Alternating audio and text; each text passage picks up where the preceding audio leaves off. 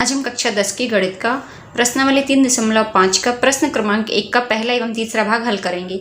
सबसे पहले प्रश्न पढ़ लेते हैं। निम्नलिखित समीकरणों के युग्मों में से किसका एक अद्वितीय हल है, किसका कोई हल नहीं है एवं किसके अपरिमित रूप से अनेक हल हैं। अद्वितीय हल की स्थिति में उसे वज्र गुणन विधि से ज्ञात करें। तो यहाँ पर ये समीकरण नंबर 1 दिया गया है हमें x - 3y - 3 बराबर 0 और 3x - 9y - 2 बराबर 0। तो इसमें हम क्या करेंगे, सबसे पहले जो हमें समीकरण दिए हैं उनकी तुलना हम किससे करेंगे, व्यापक रैखिक समीकरण से। और व्यापक रैखिक समीकरण क्या होते हैं ये हम आपको बताते हैं। दिए गए समीकरण की तुलना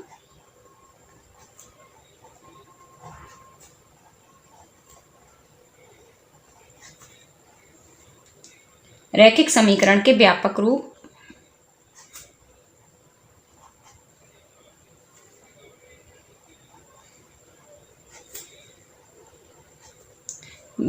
रूप से करने पर।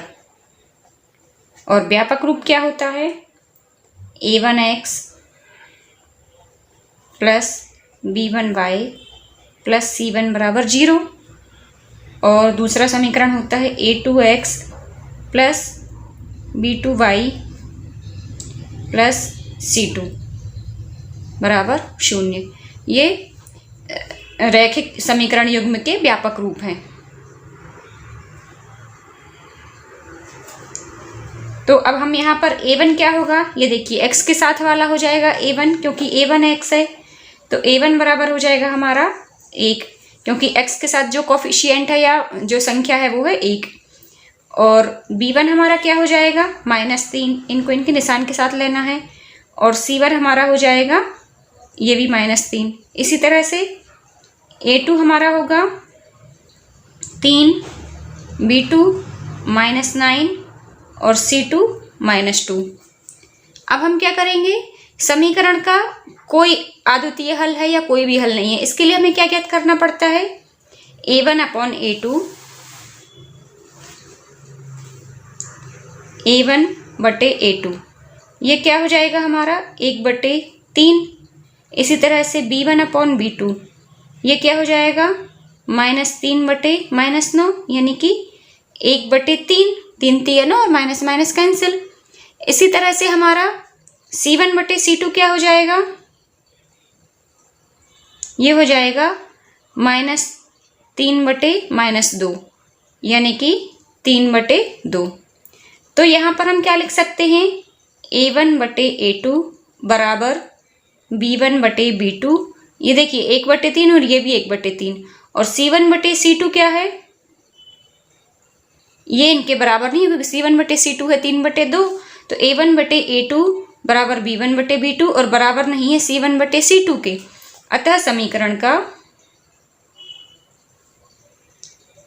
अतः दिए गए समीकरण युग्म का कोई हल नहीं होगा।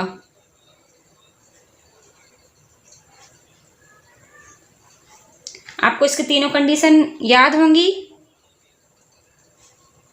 तीनों अपन को हल करने के लिए दिए उनकी 3 शर्तें होती हैं। कोई हल नहीं होगा। इसी प्रश्न का हम तीसरा भाग देख लेते हैं। इसमें हमें प्रश्न दिया है,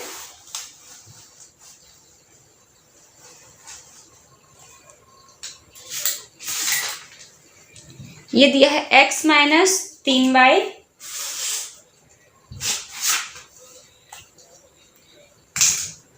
x - 5y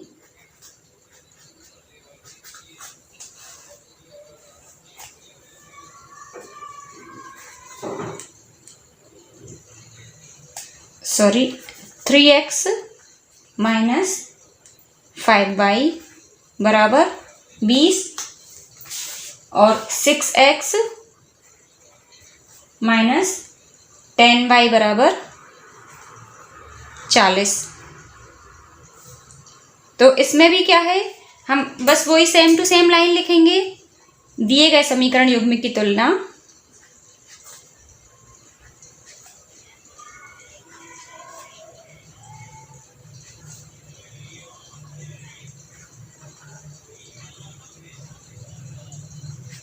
व्यापक रैखिक समीकरण युग्म से करने पर।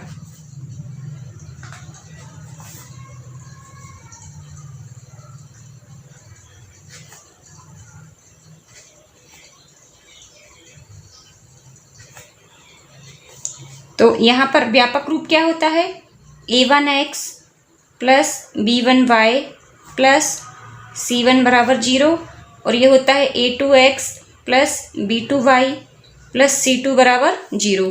अब यहाँ देखिए ये c1 साथ में और यहाँ पर इक्वल के साइन में है, तो हम इसको इस फॉर्म में चेंज कर देंगे।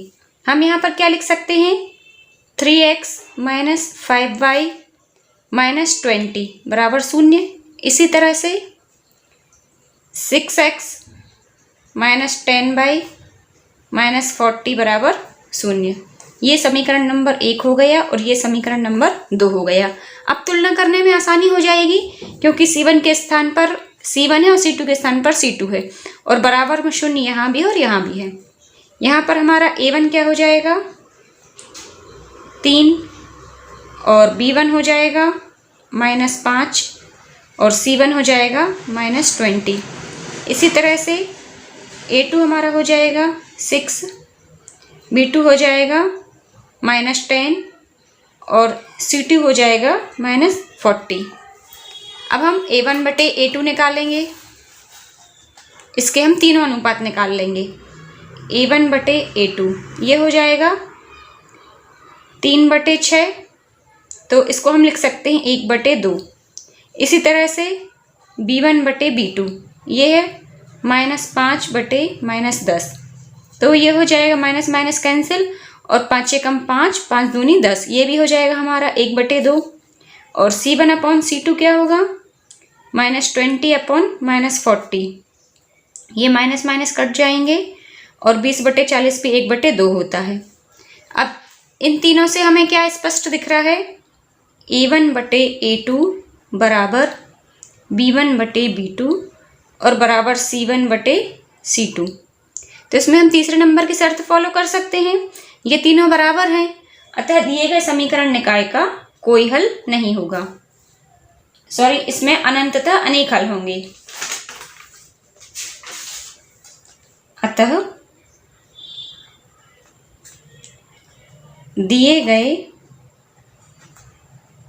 समीकरण युग्म के रैखिक समीकरण युग्म के अनंततः अनेक हल होंगे।